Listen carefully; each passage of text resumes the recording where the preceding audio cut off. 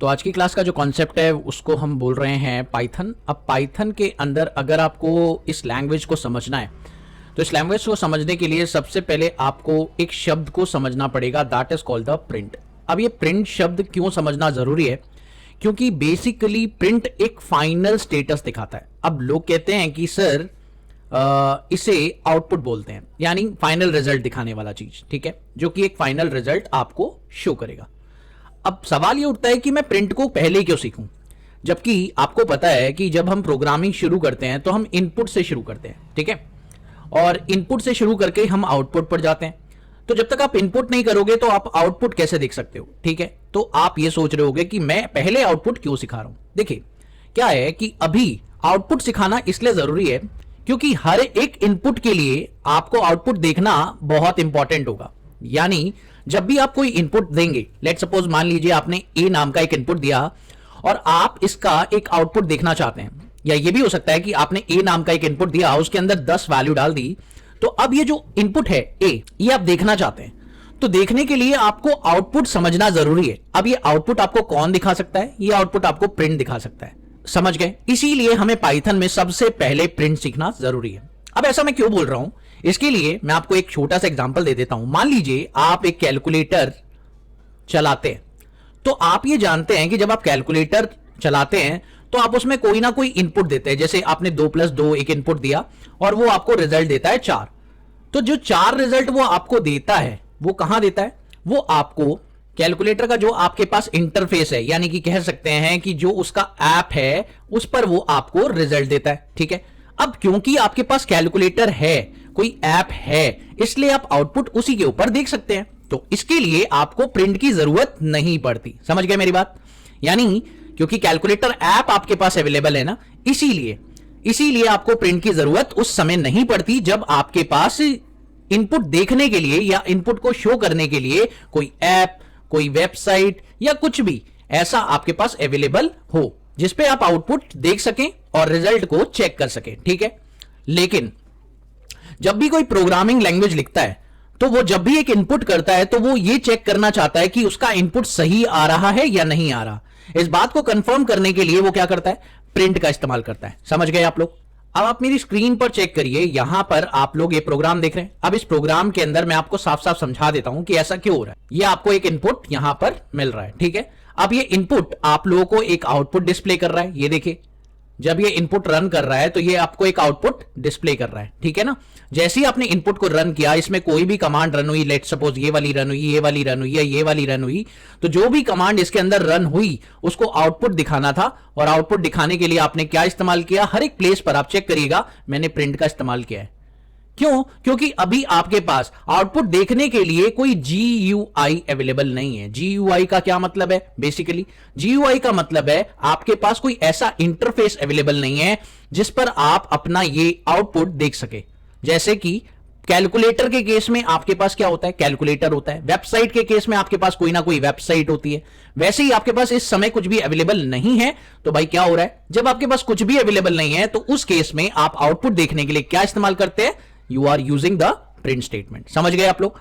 तो अब तो समझ गए होंगे आप लोग कि प्रिंट का हम लोग इस्तेमाल क्यों करते हैं, ठीक है। तो अब इस प्रिंट को ही हम लोग सबसे पहले सीखने वाले हैं अपनी प्रोग्रामिंग की, पाइथन लैंग्वेज की प्रोग्रामिंग। जब भी आप पाइथन की प्रोग्रामिंग कर रहे हो तो उसके अंदर सबसे पहली कमांड जो आपको सीखनी होगी वो प्रिंट के आउटपुट आप कैसे कैसे देख सकते हैं। इसका मतलब पाइथन में प्रिंट देखने के भी बहुत सारे टाइप्स होंगे। जी हां, टाइप भी बहुत सारे हैं।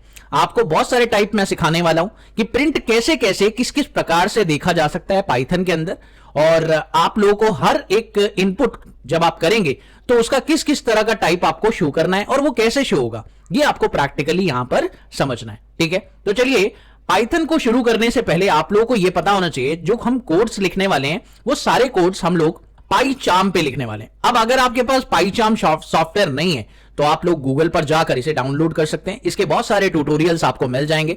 पाइचार्म आप डाउनलोड करिए। इसके अंदर सबसे पहले आप एक काम करिए, आपको एक नया प्रोजेक्ट बनाना होगा। नया प्रोजेक्ट कैसे बनाएंगे? आइए मैं आपको चेक करा देता हूं। आप यहां पर क्या करेंगे, यहां फाइल पर जाएंगे और फाइल पर न्यू प्रोजेक्ट पर क्लिक करेंगे। आपके सामने जैसे ही आप इसे इंस्टॉल कर लेंगे आपके सामने एक स्क्रीन अपीयर होगी। आप देखें, इस तरह से एक स्क्रीन अपीयर होगी जिसमें आपको एक नया प्रोजेक्ट बनाना है, ठीक है। तो आपको एक नया प्रोजेक्ट क्रिएट करना है तो आप यहां पे क्रिएट पर सिंपल क्लिक कर दीजिए, ये आपको एक नया प्रोजेक्ट बनाकर दे देगा। ठीक है, तो इस विंडो में मैं चाहता हूं एक नया प्रोजेक्ट बनाना, तो दिस विंडो पे क्लिक कर दीजिए, आपका एक नया प्रोजेक्ट आपके सामने आ जाएगा।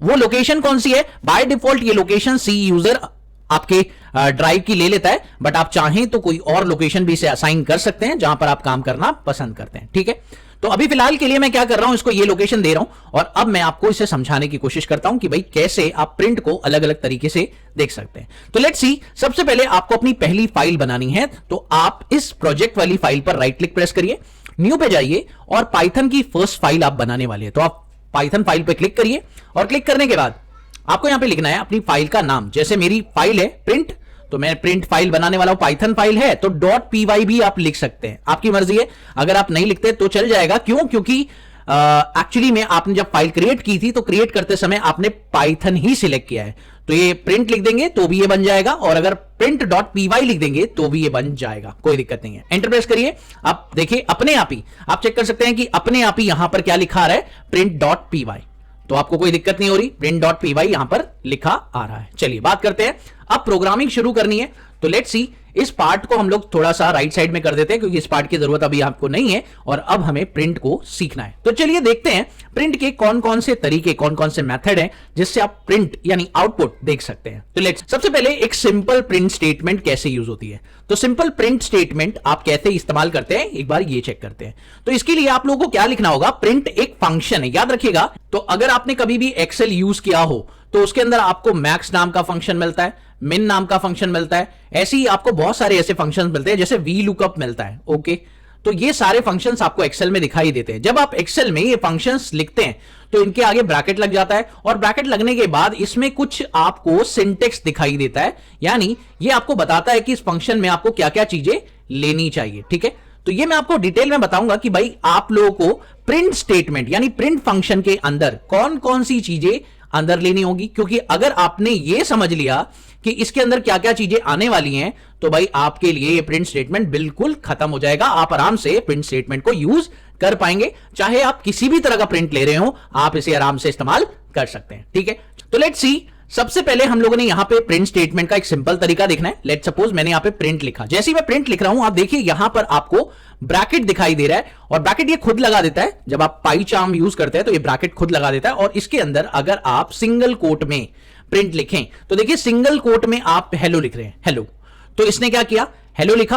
अब हेलो लिखने के बाद अगर आप चाहते हैं कि इस फाइल को आप रन करें और इसका जो रिजल्ट है इसका आउटपुट आप देखना चाहते हैं, तो जैसे ही आप प्रिंट करते हैं और आप यहां पर रन का बटन प्रेस करते हैं, और इसके लिए आप शिफ्ट F10 भी प्रेस कर सकते हैं, फिलहाल यहां पर भी क्लिक कर सकते हैं। जैसे ही आप रन करेंगे तो आप देखिए आपको टर्मिनल के अंदर आपको हेलो दिखाई दे रहा है और किस लोकेशन पर ये कोड चल रहा है, क्या चल रहा है, क्या डिस्प्ले कर रहा है आपको बता रहा है। ठीक है, चलिए, तो ये हो गया एक सिंपल प्रिंट स्टेटमेंट जो कि सिंगल कोट के साथ है।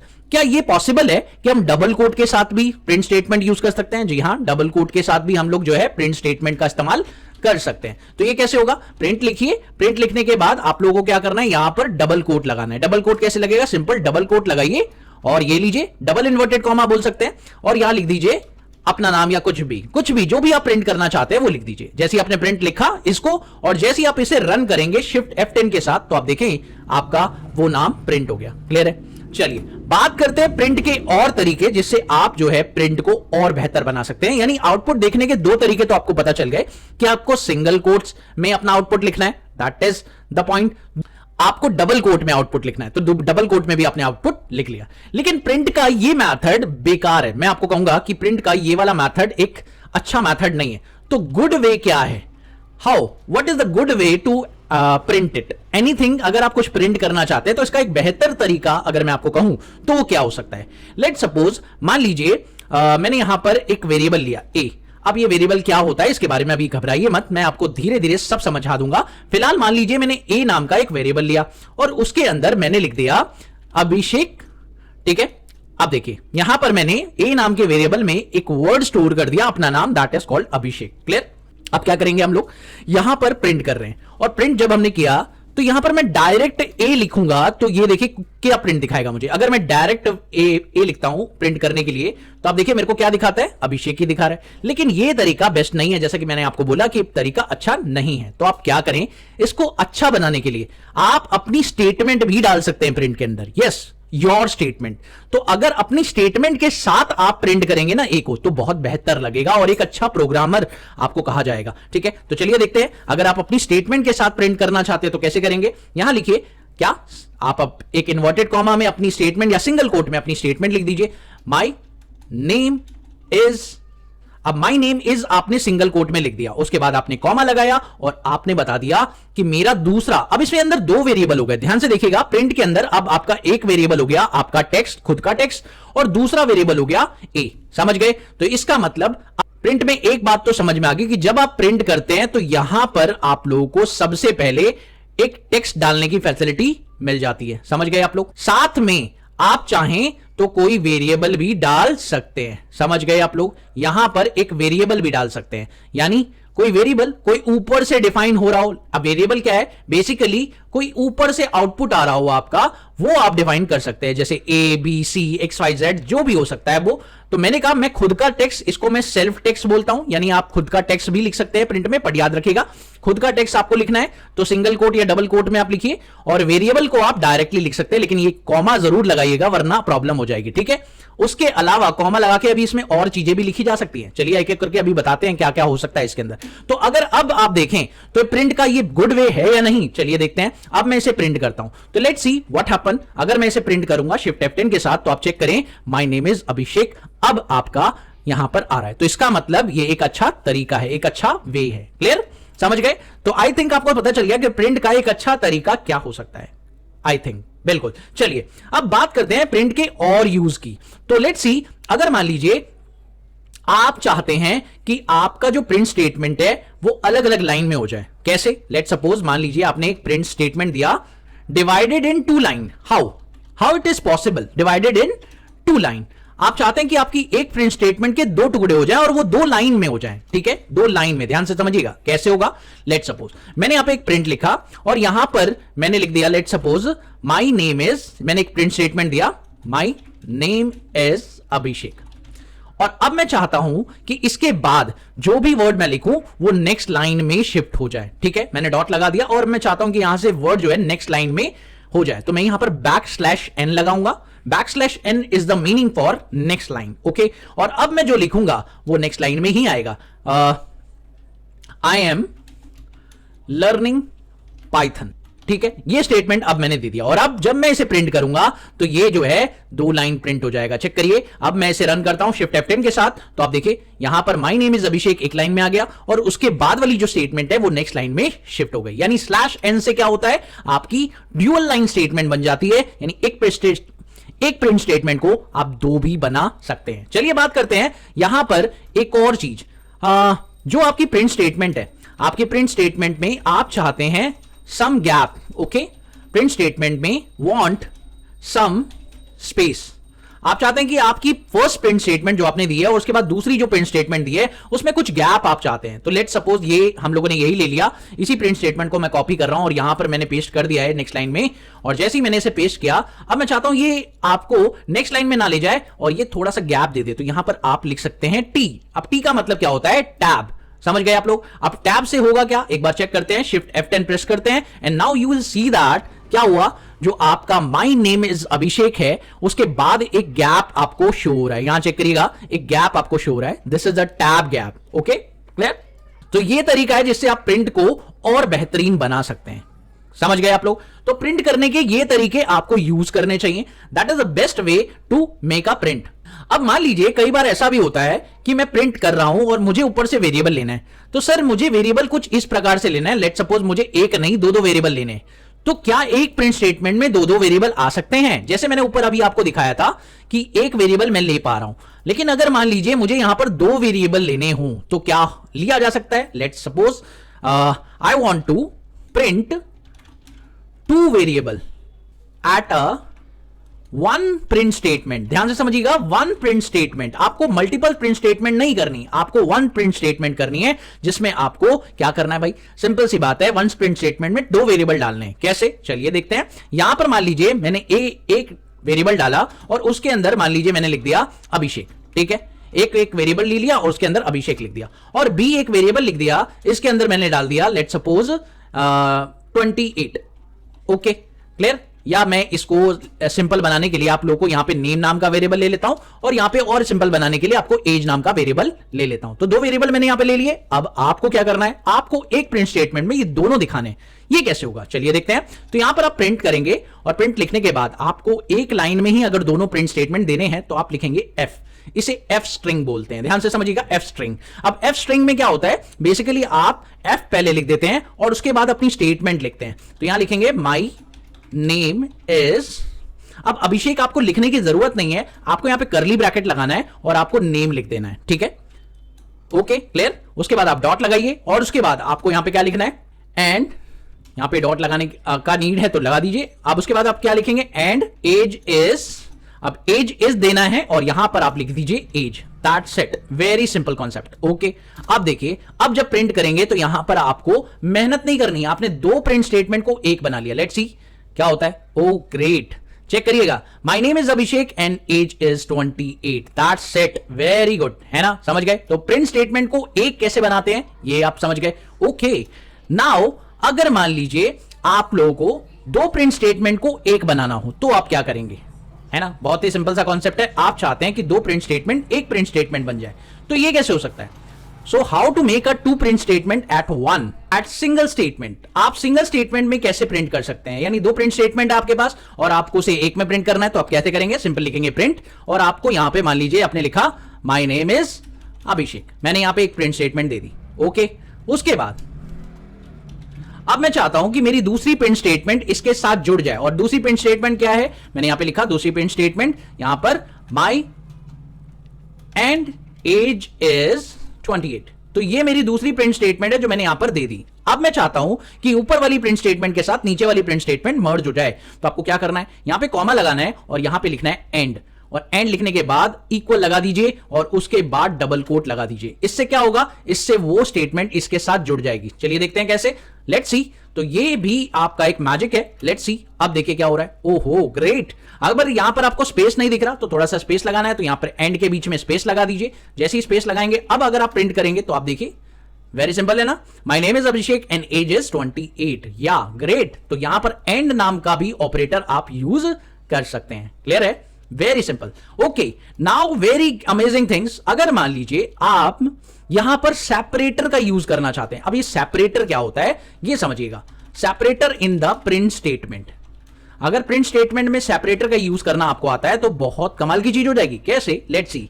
मान लीजिए आपने यहां पर अपने प्रिंट स्टेटमेंट में लिख दिया 15, ओके, एक स्टेटमेंट एक टेक्स्ट लिख दिया, जरूरी नहीं है कि आपको एक ही टेक्स्ट लिखना है, आप दो टेक्स्ट भी लिख सकते हैं। यहां पे लिख दिया दूसरा टेक्स्ट, कॉमा, उसके बाद आपने क्या किया, आपने यहां पर तीसरा टेक्स्ट लिख दिया, लेट्स सपोज 2004 या 2 या 3, जो भी आप लिखना चाहते हैं। उसके बाद कॉमा लगाइए और यहां पे सेपरेटर लिख दीजिए, और सेपरेटर आपको क्या लगाना है इनके बीच में आप बता दीजिए। जैसे मुझे इन सब के बीच में सेपरेटर लगाना है माइनस का साइन, तो आप देखिए अब क्या होगा, सेपरेटर लगा दिया माइनस का साइन और अब ये डेट फॉर्म में कन्वर्ट हो जाएगा। लेट्स सी, ओ मैजिक है ना। तो समझ गए आप लोग, तो कैसे प्रिंट स्टेटमेंट आप लोगों की अमेजिंग बन गई। अब ये प्रिंट स्टेटमेंट से एक कमाल की चीज हो सकती है, यानी अब आपको प्रिंट स्टेटमेंट के सारे मेथड पता चल गए। तो अगर मैं प्रिंट स्टेटमेंट का एक सिंटेक्स आप लोगों को बता दूं तो क्या है प्रिंट स्टेटमेंट का सिंटेक्स। तो परफेक्ट सिंटेक्स की बात करते हैं भाई।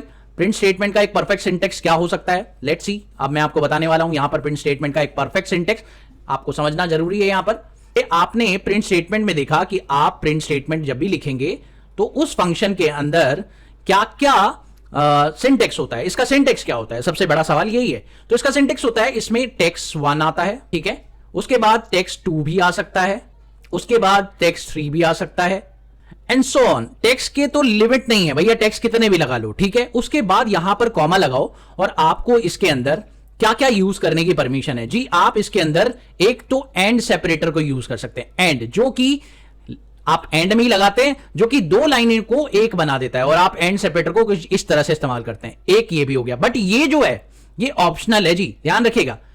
इस चीज को मैं कह रहा हूं ये ऑप्शनल है, आप देंगे तो भी काम चलेगा, नहीं देंगे तो भी चलेगा, ठीक है। उसके अलावा आपको यहां पर एक और चीज ऑप्शनल मिल जाती है, उसका नाम है सेपरेटर।